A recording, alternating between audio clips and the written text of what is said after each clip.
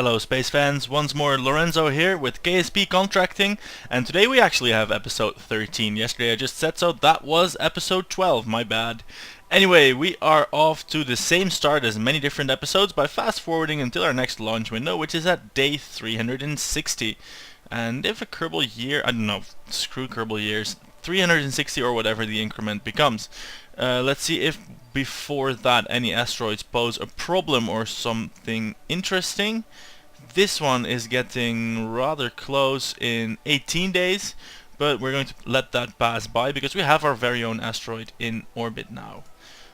This one, whoa, this one already is really close. This one is going to come within 6,000 meters of Kerbin. And let's see, is that on an orbit that Jebediah could intercept? Because that would be nice, then he could get some science and then return home. Yes, he's going to do that. So before fast forwarding to the next launch window, let's switch to the Chimera, and see if our friend Jebediah can't intercept that asteroid, grab some science off of it, and then return home. After all, his asteroid guardian ship is quite outmoded. It doesn't have a grabber. It will be very tough to do any real asteroid redirection with this. So its Overwatch project is not that great. Its Overwatch value is not that great. By the way, Project Overwatch is what I've dubbed missions that serve to, well, deflect potential dangerous asteroids. It's not that good at that without a grabber. Wow. I think this is the asteroid we were talking about, and it shows us captured here. Now it doesn't show us captured anymore. That's a small, I'm not sure if I can even call that a bug, but it's a little bit strange when you don't select it. It shows as a closed orbit, but when you do, then it has an escape trajectory. No matter though, our orbit is about as wrong as it can get. Fortunately, at least I hope, this craft has quite a lot of delta V to spare. 2 full tanks, and it's not that heavy. So we're going to try, and if it all fails, of course, we can mount a rescue mission. That's rather easy. So here we go. We are currently moving towards our apoapsis, so we are orbiting in this direction. I'm just going to plop a maneuver node on the descending node and see if I can change that orbit to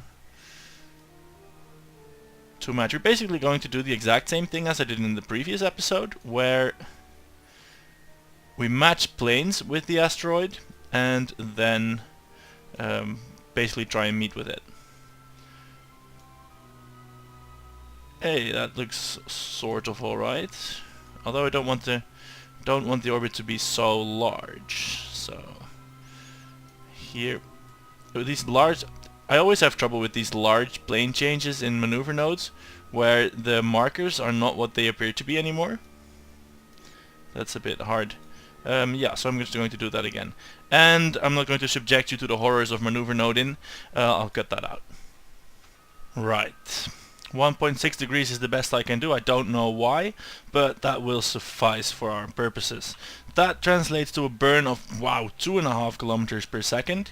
So basically a whole new orbit. Anyway, we knew this, so hopefully the Chimera has what it takes. And if not, we are fairly close to the planet right now. So if I'm on the ball, we can recognize that it's going horribly wrong. And we can still abort the maneuver and tweak it back into a re-entry corridor, because of course we don't want to lose Jeb. I've not stressed it in the past few episodes, but our astronauts are finite. We only have 10, and so far we have an excellent safety record. 2 near misses, but no casualties yet, so the KSP contracting program is, well, pretty happy. So let's see what happens if we fire up this engine. There we go. And this burn will take 6 minutes, which is rather long actually. So again, I'll reconvene with you when that is done. And here we are at exactly that moment I was describing. We have very low amount of fuel remaining, still 277 meters per second. Of this burn still has to be done. Then we need to match course and speed with the asteroid, and then of course we need to get back home safely. That I'm not confident is going to happen with this sliver of fuel. So we're going to abort the mission. Jebediah unfortunately will return home with no achievements, but he will be alive, and well, he will be the first pilot that flew a space plane rocket hybrid into space. So that's something. He did not visit an asteroid, which is also something, but oh well, you can't win them all, and this asteroid is going to pass by the planet harmlessly, which I suppose is something as well. We do have that one impact that happened like on the second week of the space program. We're going to ignore that, or well, we'll just pretend that that made this crater. Anyway, so far so good is what I'm trying to say. The space program is doing pretty well. So I'm going to expend the last fuel, putting us back on an entry trajectory. There we have that, and now we can spam the science we have. Let's see, mystery goo. Hey, that's still worth returning. That's nice. 10 science for that, and we'll just do that twice just to be sure. And what do we have here?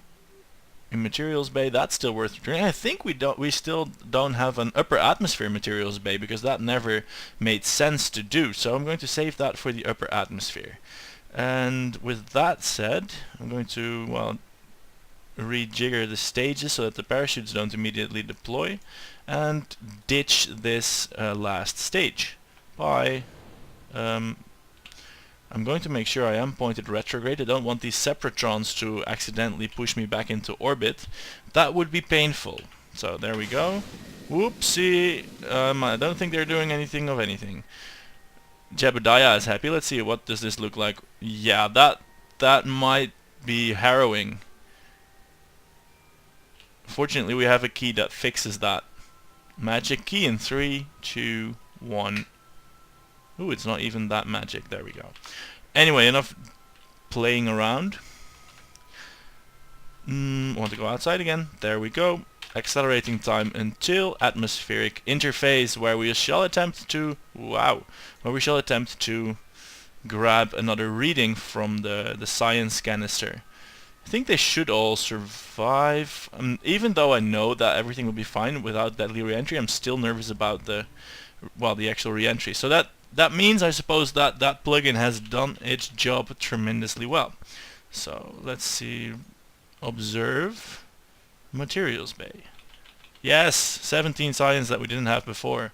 That is nice. And now we can crank up the time acceleration again. There we go.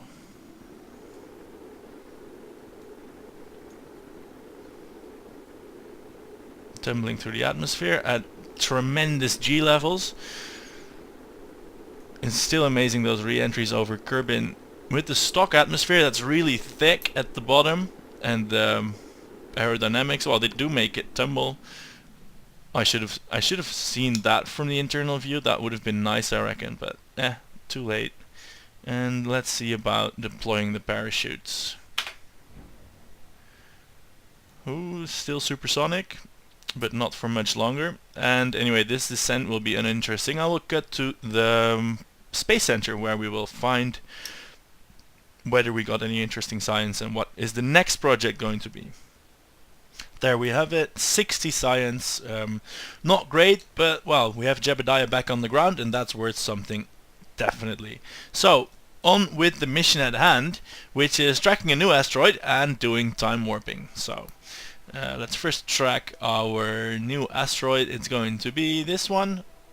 Oh, that's already tracked, so no new asteroid for today.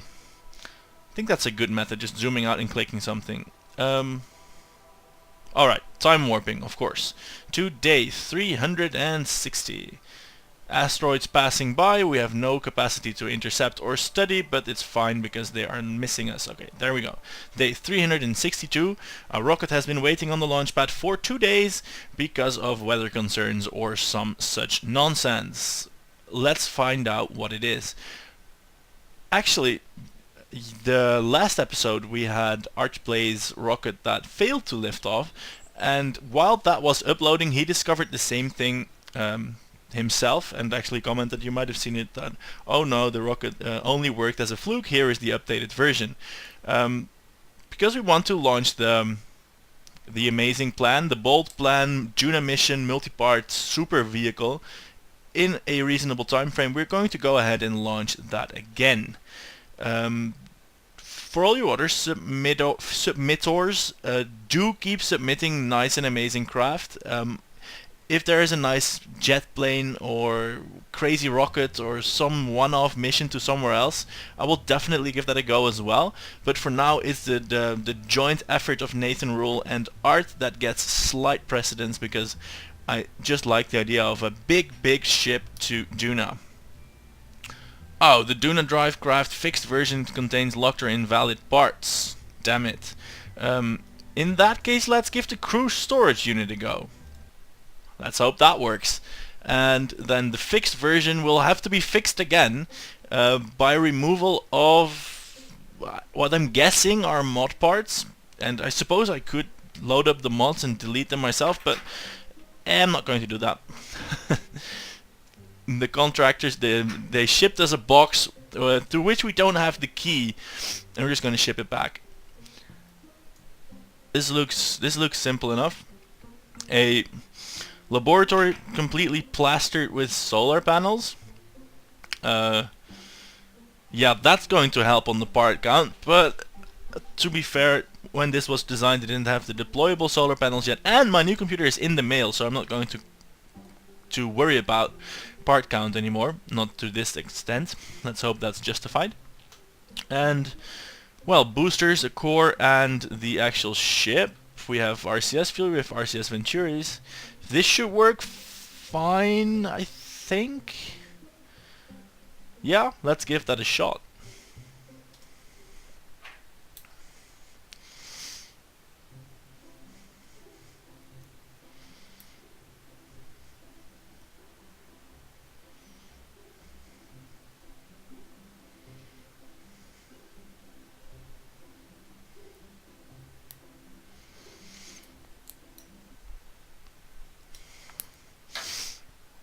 Ah, darn it, it's a night launch. I forgot to time warp that forward. This is our target.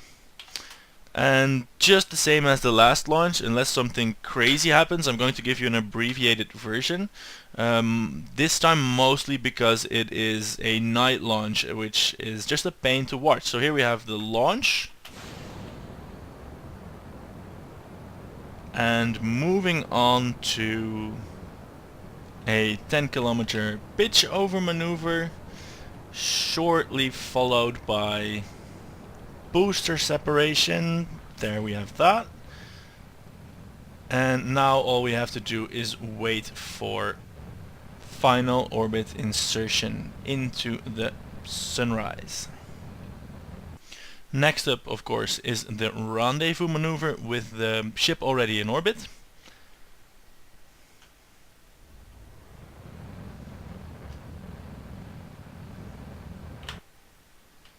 Let's have a look at that.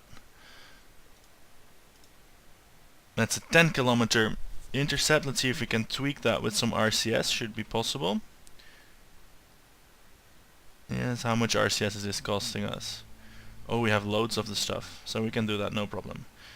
So I'm going to fine-tune that with RCS until 3 kilometers, at which position we will have to perform a target rendezvous maneuver, well, a target speed matching burn, which I'm far too late with because I was turning it the wrong way. Fortunately, our vessel has large thrust to weight ratio. Perhaps it's overcompensating for something, but that does mean we will be able to catch up with the Duna lander in no time at all. So there we have that. 3.6 kilometers distant and a relative speed of 24 meters per second. Not the neatest rendezvous, but pretty good. Pretty good. Let's get closer to that, and then we shall switch to the Greiswolf. The Greiswolf incorporated IGYT and Greiswolf You Trust Duna lander. Sounds like a good plan to me. We shall switch to that to actually perform the docking, because I have a feeling that this laboratory is going to be quite lumbering. So let us do that and perform this wonderful feat of celestial engineering that is to become this United Contractors Duna exploration, conquering and landing vehicle. We might need a better name for the thing. So let's do a little bit of time warp because I'm impatient. 5 times. Here we go. We're not rendezvousing with an asteroid this time. This is an actual piece of technology that has to be treated delicately. So we have angled our ship expertly to have its exhaust plume miss the lander. Yeah, that's what they do in real life and what we pretend to be doing in the game. Isn't that wonderful? So let's try to minimize the relative speed as best as possible with this big SLS booster and then set the laboratory adrift. So here we have it, 0.4 meters per second. That's good enough for me. And I suppose, oh, this has a docking port and a decoupler. Well, we can just fire the decoupler. There we go. And now we have a free laboratory. Oh, this looks nimble enough actually. We can use this to head to the Duna lander. That should work. That should work. And this booster stage, I don't think it has any control. It still has usable amounts of fuel in it. So perhaps it's probably too much of a hassle, but one of the modules could incorporate a docking, or one of the asteroid grabbing claws to harvest some of this, well, at this point, free fuel. So for now though, let's focus on connecting these pieces together. I don't think the laboratory module and the lander will stay docked next to each other in the final configuration, but as of now this is of course the only ship that is actually in orbit, so they're going to be docked together just so that they may stay together, which is of course nice. So let's get as close as we can and then perform our patented docking maneuver. It's not actually patented, but it's a nice way of docking. So 30 meters separation, I think that's a good way to start. And this is such luxury. I never make my vessels that dock with RCS. I always just do it with thrusters and reaction wheels. So this is nice. This is properly nice. So let's see if we can't get this speed to be 0. It looks as though we can. And now we have to align the docking port here with a docking port on the lander. I think that was on the bottom. Anyway, I'm going to align it with the lander and then switch to the lander to, well, basically align back. And that's the patented docking approach. So, yeah, no, we don't need the booster. We need the lander. Oh, this has a guy in it already. I forgot about that. He's going to have to sit here for a while. Fortunately, he doesn't mind that. We got that in the letter, his consent of being left there for a while, a patented while. And he said that's fine. There's no signature under that letter though, just a drop of his blood. And I'm sure that counts. There we go, docking ports aligned with the laboratory. At least he has some extra living space in a short bit. Okay, RCS on. Docking thrust engaged. Oh, this is nimble bastard. It's time to hit caps lock and put the precision mode on.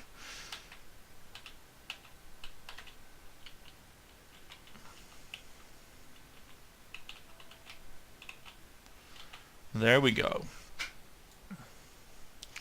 And I should slow down a bit.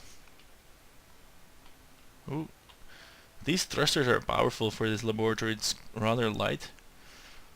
There we go, 0.5 meters per second, that should be fine. Let's slow down a little bit more just to make that look nice and controlled. At 0.1 meters per second, that is perfect.